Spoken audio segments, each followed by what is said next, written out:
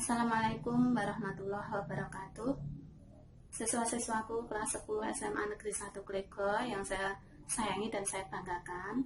Sebelumnya marilah kita panjatkan puji syukur kehadirat Allah Subhanahu wa taala yang telah melimpahkan kenikmatan kepada kita semua sehingga pada pagi hari ini kita masih diberi kesehatan oleh Allah Subhanahu wa taala dan bisa melaksanakan pembelajaran di rumah dalam keadaan sehat.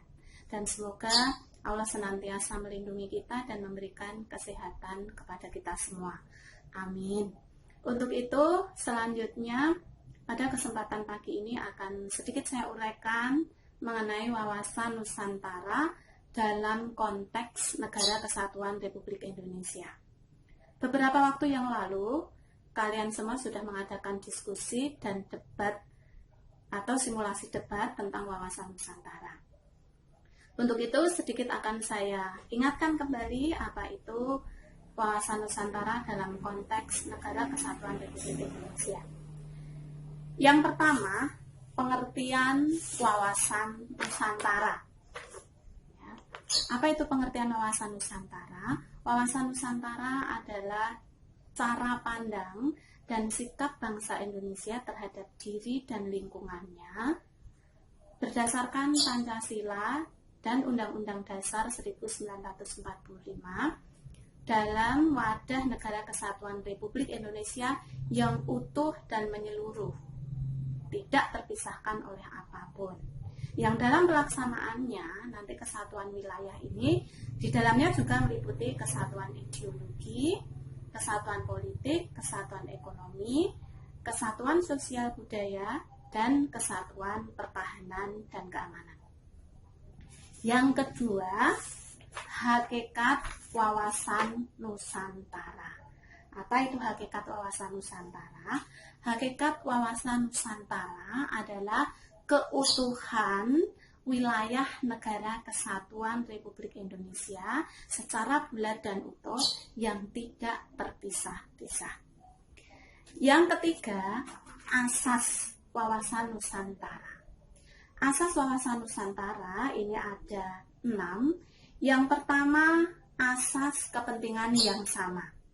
Asas kepentingan yang sama ini kalau dulu pada masa kolonial, pada masa Indonesia dijajah, adalah bagaimana kita, bangsa Indonesia itu mengusir penjajah dari bumi Indonesia. Tapi untuk sekarang ini, kepentingan yang sama dimaksudkan adalah bagaimana kita bersama-sama untuk mewujudkan keadilan sosial bagi seluruh rakyat Indonesia. Asas yang kedua adalah asas keadilan. Yang dimaksud asas keadilan di sini adalah bagaimana kita bekerja keras untuk memperoleh hasil sesuai dengan proporsinya. Atau hasil kerja keras itu sudah diterima secara proporsional.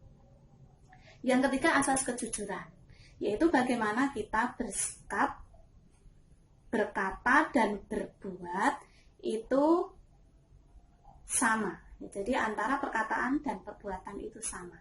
Tidak ada kedustaan, yang berarti jujur. Yang keempat, asas solidaritas. Apa itu asas solidaritas?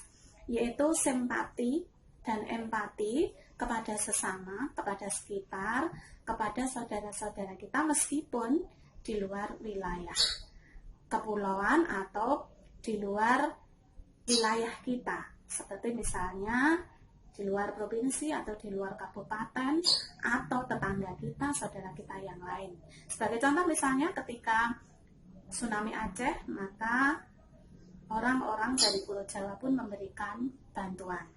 Demikian juga seperti saat ini, karena saat ini sedang merebak pandemi virus corona, maka mereka yang berdampak, yang mendapatkan dampak dari virus corona ini mungkin pemberhentian kerja, PHK, dan lain sebagainya, yang akhirnya kurang mendapatkan penghasilan, maka kita pun bisa memberikan bantuan berupa materi atau apapun yang bisa meringankan beban mereka. Kemudian yang kelima, asas kerja sama. yaitu bagaimana kita bekerja secara bersama-sama untuk mewujudkan tujuan nasional bangsa Indonesia.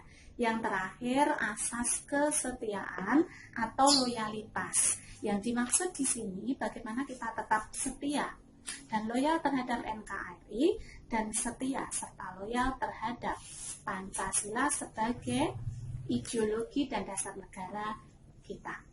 Yang berikutnya keempat, landasan wawasan Nusantara. Apa itu landasan wawasan Nusantara? Landasan wawasan Nusantara meliputi 4 hal. Yang pertama adalah landasan ideal, yaitu Pancasila. Yang kedua, landasan konstitusional, Undang-Undang Dasar 1945. Yang ketiga, landasan visional, yaitu visi bangsa Indonesia yang berupa mempertahankan persatuan dan kesatuan bangsa secara utuh dan menyeluruh. Yang keempat, landasan konsepsional, yaitu pertahanan dan keamanan. Yang kelima, landasan operasional, artinya landasan pelaksanaan, yaitu merupakan ketetapan MPR nomor 4 MPR 1978 tentang GBHN, yang di dalamnya di situ sebagai landasan pembangunan bangsa Indonesia adalah wawasan Nusantara. Yang kelima, unsur-unsur wawasan Nusantara meliputi 3 unsur. Yang pertama, unsur wadah atau kontur, yang meliputi di situ seluruh wilayah Negara Kesatuan Republik Indonesia. Yang kedua, unsur isi atau konten, yang meliputi seluruh aspirasi masyarakat Indonesia. Dan yang kedua, tujuan nasional bangsa Indonesia. Kemudian yang ketiga, unsur tata laku atau conduct.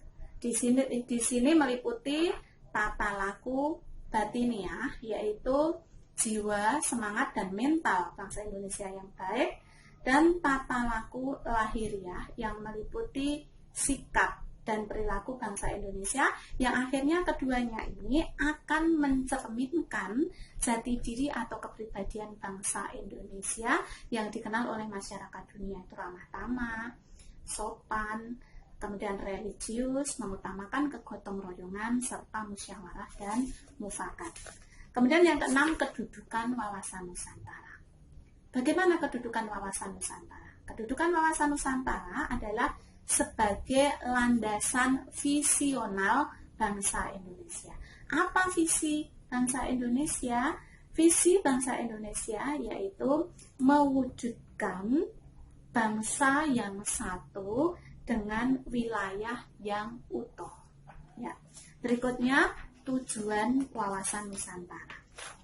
Nih, tujuan wawasan Nusantara ada 2 macam, yaitu tujuan nasional dan tujuan ke dalam. Apa itu tujuan nasional? Tujuan nasional kita, bangsa Indonesia, itu tercantum dalam pembukaan Undang-Undang Dasar 1945 alinea keempat, ya, yang meliputi 2 tujuan, yaitu tujuan ke dalam atau internal dan tujuan keluar atau eksternal. Tujuan ke dalam ada 3 macam, yaitu melindungi segenap bangsa Indonesia dan seluruh tumpah darah Indonesia, memajukan kesejahteraan umum dan mencerdaskan kehidupan bangsa, serta untuk tujuan yang keluar atau eksternal, yaitu ikut melaksanakan ketertiban dunia yang berdasarkan kemerdekaan dan perdamaian abadi. Tujuan yang kedua yaitu tujuan ke dalam, ini mewujudkan kesatuan segenap aspek kehidupan bangsa Indonesia, baik itu aspek alamiah atau trigatra dan aspek sosial atau pancagatra. Nah, apa yang dimaksud dengan aspek-aspek wawasan Nusantara itu? Masuk yang ke-8.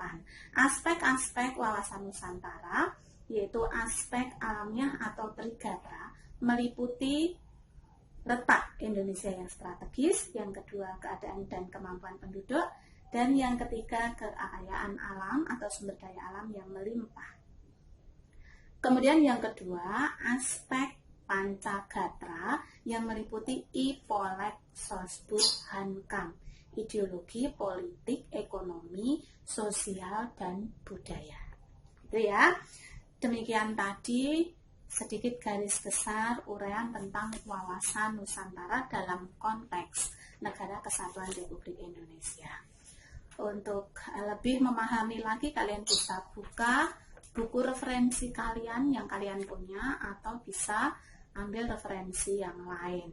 Kemudian untuk lebih mendalami materi ini, jawablah pertanyaan yang saya sampaikan ini, kemudian nanti silahkan dijawab via WA dan dikirim dalam bentuk file seperti biasanya di grup PPKN kelas kalian masing-masing. Pertanyaan yang pertama, bagaimanakah pengertian wawasan Nusantara? Pertanyaan yang kedua, apa kedudukan wawasan Nusantara? Pertanyaan yang ketiga, sebut dan jelaskan asas-asas wawasan Nusantara. Pertanyaan yang keempat, bagaimanakah kedudukan wawasan Nusantara?